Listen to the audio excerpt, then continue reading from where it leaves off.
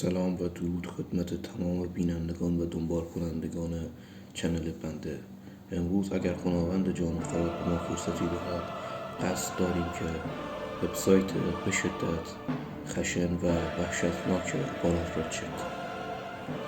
شما در این وبسایت میتوانید کودکانی رو پیدا کنید که محتواهای وحشتناکی از تحلیل کبوتر گرازی تا خفتگیری و وحشیگری را مشاهده کنید.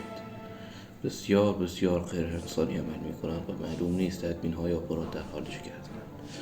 انسان نمی داند که این موجودات بی محتوا دقیقا چرا زنده اند و حتی خداوند هم این موجودات را گردن نمی گیرد.